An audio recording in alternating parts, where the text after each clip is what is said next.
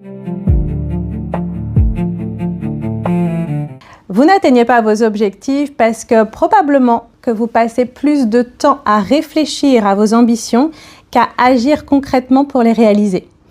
Vous recueillez des informations, vous vous formez, vous structurez, vous planifiez, vous cherchez une meilleure façon de faire, mais pendant ce temps-là, votre projet n'avance pas. Et si vous appelez ça de la préparation, moi j'appelle ça souvent de la procrastination déguisée. Bienvenue dans le podcast Faire la différence, je suis Kathleen Lalu.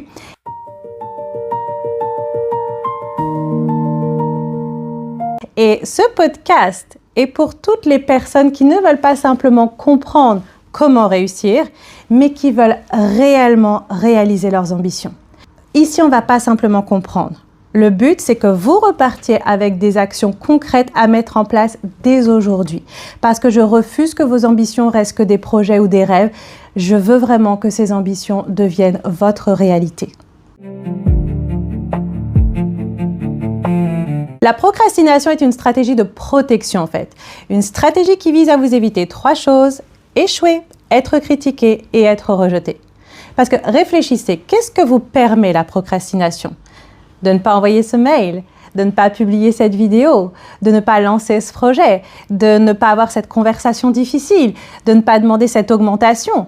En fait, elle vous évite de vous confronter au verdict du réel, alors que c'est précisément ce verdict qui va vous permettre de progresser. Et donc, c'est comme une peur déguisée. Pourquoi déguisée? Parce qu'en réalité, derrière elle se cachent des croyances qui sont extrêmement valorisées. Des croyances qui finalement nous donnent l'impression d'être quelqu'un de sérieux.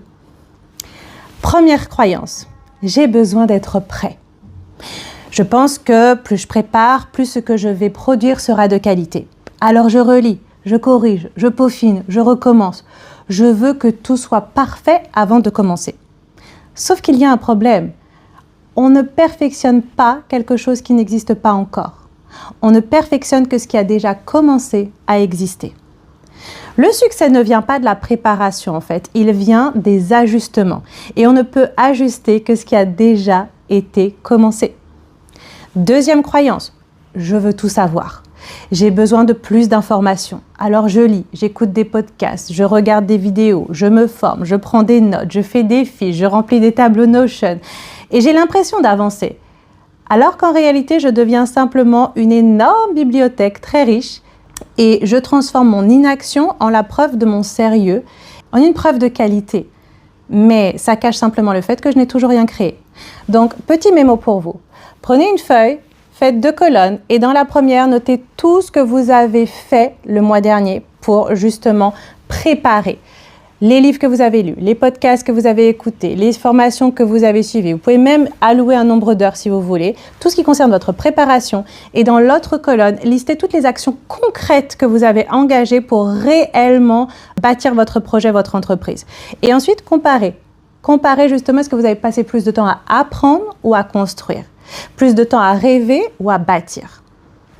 Troisième croyance. Je dois tout comprendre. Je dois avoir identifié toutes les difficultés, toutes les alternatives, tous les risques parce que, au fond, si je comprends tout, je pense que du coup, ça m'évitera de me tromper.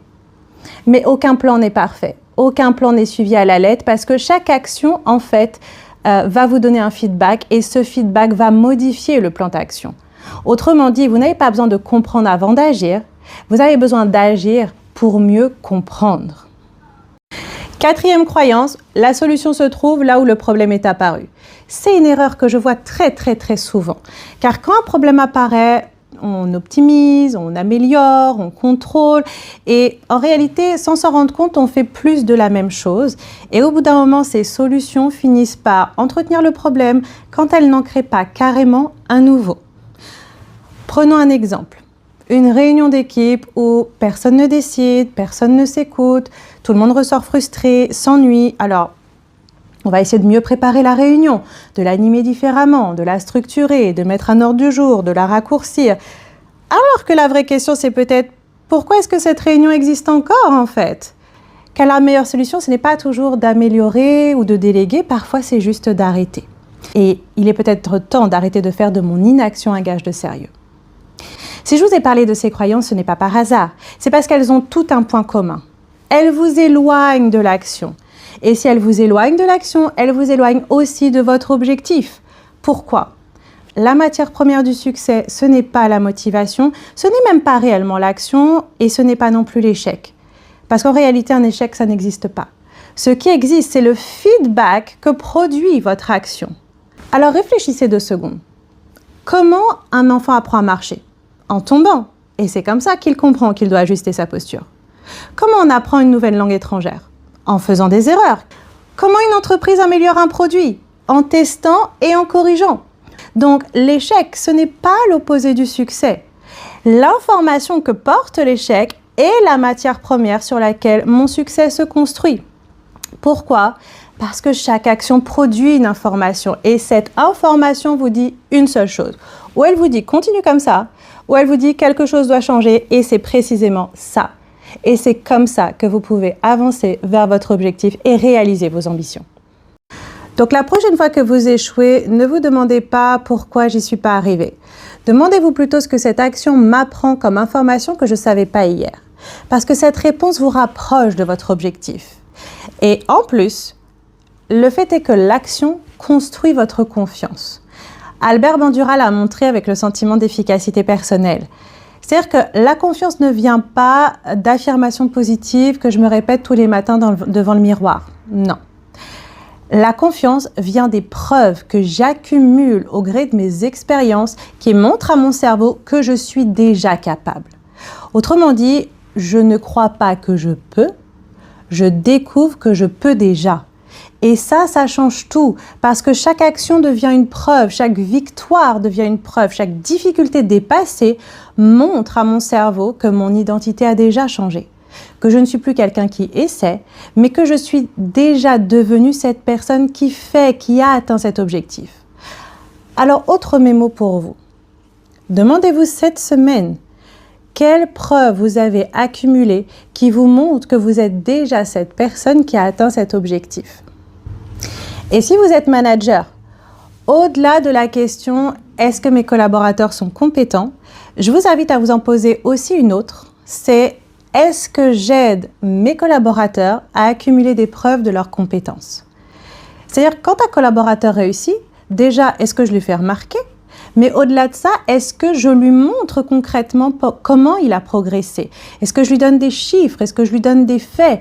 Ou est-ce que je prends la parole que pour pointer un problème, une critique ? Parce qu'un manager ne construit pas seulement des compétences, il construit aussi la confiance que ses collaborateurs auront dans leurs compétences et donc dans leur capacité à agir. C'est ce qu'a montré par exemple l'effet Pygmalion, vous savez, où il y avait 2 groupes d'élèves du même niveau, mais à un enseignant on dit que c'est des élèves à haut potentiel et à l'autre que c'est des enfants en difficulté. Et bien, les élèves à haut potentiel ont de bonnes performances et ceux en difficulté ont des mauvaises. Pourquoi ? Non pas parce que les enseignants, un était bon, l'autre mauvais, mais simplement parce qu'ils n'avaient pas les mêmes croyances. Du coup, ils n'engageaient pas les mêmes feedbacks, pas les mêmes actions, ils ne persévéraient pas autant.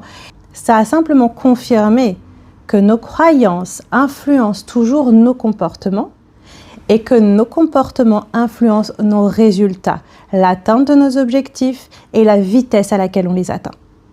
Donc, autre mémo pour les managers. Posez-vous ces 3 questions vis-à-vis de vos collaborateurs lorsqu'ils échouent. 1. Est-ce que je cherche un coupable ou une information ? 2. Est-ce que je leur fais des feedbacks qui s'appuient sur des indicateurs objectifs et qui leur donnent envie de progresser, ou est-ce que ma réaction va surtout leur passer l'envie de recommencer ? Et 3. Est-ce que je crois sincèrement au potentiel et à la compétence de mon équipe, même quand la porte de mon bureau est fermée ? Parce que cette croyance, mes collaborateurs la ressentent, même si je ne la verbalise pas. Si maintenant vous avez compris une chose, c'est bien que votre problème à procrastiner, c'est pas un manque de motivation.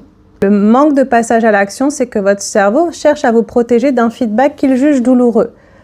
Donc, comment est-ce que je rends ce feedback suffisamment supportable pour que mon cerveau accepte d'agir ? Eh bien pour ça, retenez les 3 F. Facile, feedback, focus.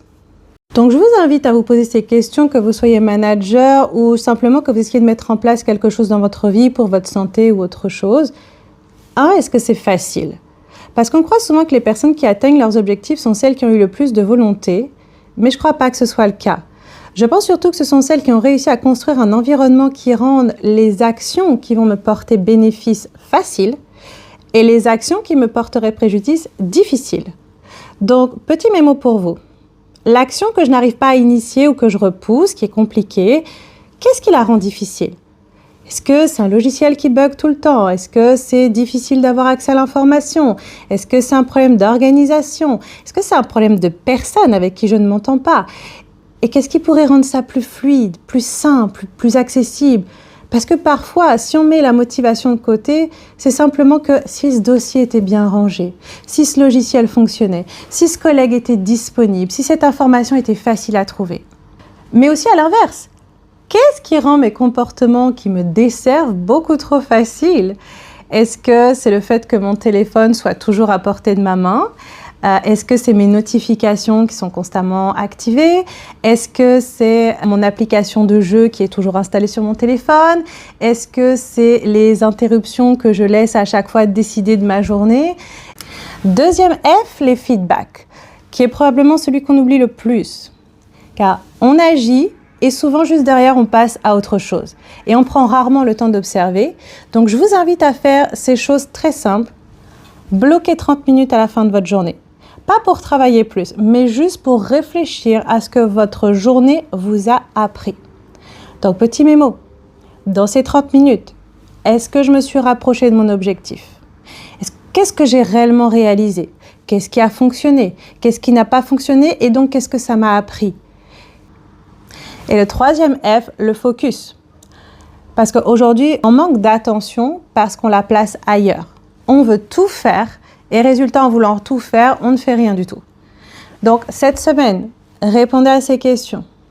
Parmi toutes les actions que je pourrais faire, quelle est celle qui fera réellement avancer mon objectif? Une seule. Allez, maximum 3. Et ensuite, demandez-vous, qu'est-ce que je décide volontairement de ne pas faire cette semaine? Qu'est-ce que je vais supprimer? Qu'est-ce que je vais reporter? Qu'est-ce que je vais mettre en silencieux? Quelle distraction je vais éliminer? Parce que chaque fois que vous dites oui à une priorité, vous dites aussi non à des dizaines d'autres choses et c'est souvent ce que redoute votre système nerveux. Mais c'est précisément ce qui va vous permettre de faire une différence. Donc maintenant, vous savez comment déclencher une action, mais il reste une question. Avant que je vous en parle, si jusque-là ce podcast vous a été utile, je vous invite à vous abonner. Parce que mon objectif, c'est pas simplement de vous faire réfléchir. C'est de vous donner à chaque épisode des outils concrets pour vous permettre de passer à l'action et de réaliser vos ambitions, qu'elles soient personnelles ou professionnelles. Et je vous invite aussi à laisser en commentaire les situations dans lesquelles vous avez l'impression d'être bloqué, les questions auxquelles vous aimeriez que je réponde. Et si vous pensez que cet épisode peut aider quelqu'un autour de vous, alors partagez-le. Parce qu'en le partageant, vous pourriez bien être la personne qui fera la différence dans la vie de quelqu'un d'autre. Ok, donc vous savez maintenant comment initier une action plus facilement grâce aux 3 F, mais reste à la tenir dans le temps, parce que c'est souvent là que butent la plupart des personnes et du coup, qui font qu'elles abandonnent avant d'avoir atteint leur objectif. Retenez les 4 R du reconditionnement. Premier R, rattacher. Notre cerveau adore les habitudes, ça lui permet d'économiser de l'énergie, ça lui permet de s'assurer que ce sera agréable. Donc plutôt que de créer une nouvelle action à partir de rien, essayez de rattacher cette action que vous repoussez à une habitude qui est déjà en place et qui est agréable pour vous. Par exemple, si vous aimez prendre un café tous les matins, eh bien que cela devienne le déclencheur de l'action que vous repoussez, comme de ce rapport que vous n'avez pas envie d'écrire, par exemple. Et vous pouvez très bien laisser un post-it sur votre cafetière, de sorte que le café et l'expérience agréable du café soient associés et facilitent l'action d'aller rédiger ce rapport. 2, raccourcir. L'erreur que je vois souvent, c'est que les personnes veulent être trop ambitieuses trop vite. Elles veulent se mettre à courir tout de suite 1 heure alors que ça fait 5 ans qu'elles ne courent plus. Elles veulent se mettre à changer complètement leur alimentation. Elles veulent réorganiser toute leur entreprise et ça tient 2 semaines et puis après plus rien. Parce qu'on ne lutte pas contre un système nerveux et on ne le bat pas sur son propre terrain. On collabore avec lui. Il faut lui laisser des repères. Donc, commencez petit pour lever moins de résistance. Et cherchez non pas un résultat, mais une constance. 5 minutes de sport tous les jours valent mieux qu'1 heure tous les mois. une page écrite tous les jours valent mieux que d'essayer de faire 30 pages d'un coup, une fois toutes les 3 semaines. Troisième R, récompensez naturellement votre cerveau parce qu'il recherche des gratifications immédiates. Si chaque fois que vous entreprenez une action, vous vous critiquez, vous regardez uniquement ce qui n'a pas fonctionné, ce qui manque, alors dans ces cas-là, votre cerveau va systématiquement associer cette action à quelque chose de désagréable et ne voudra plus le refaire. Alors qu'à l'inverse, si vous vous accordez une récompense, même simple, après cette action-là, écoutez votre playlist préférée, allez vous accorder 10 minutes en vous baladant en nature. L'objectif, c'est pas forcément de dépenser, mais c'est d'apprendre progressivement à votre cerveau que cette action n'est pas une menace et peut même être agréable. Quatrième R, répéter. C'est probablement le plus important parce qu'une action ne devient une compétence et une habitude qu'à force de répétition. Et au départ, c'est une action qui demande des efforts, qui demande à être consciente, à être volontaire. Et même si parfois elle agace, à force de répéter, elle devient automatique, elle devient inconsciente et elle transforme votre identité. Et du coup, vous n'êtes plus cette personne qui aimerait écrire, mais vous devenez cette personne qui écrit déjà sans même y penser. Vous devenez cette personne qui prend soin d'elle sans même que ce soit un effort. Vous devenez ce manager justement qui lead son équipe avec facilité. Parce qu'à force de répéter, vous accumulez des preuves qui vont dans ce sens et qui construisent et consolident cette nouvelle identité. Donc, petit mémo pour ces 4 R. Avant de quitter cet épisode, choisissez une action que vous avez envie d'initier, prenez une feuille et répondez à ces questions. À quelles habitudes déjà présentes dans votre quotidien et agréables vous voulez lier cette action? 2. Quelle est la plus petite version de cette action que vous pouvez réaliser aujourd'hui mais que vous pourrez tenir dans le temps, vraiment petite? 3. Qu'est-ce que je vais prendre comme récompense après avoir réalisé cette action? Et 4. Quel rappel je peux mettre en place pour qu'effectivement je répète cette action?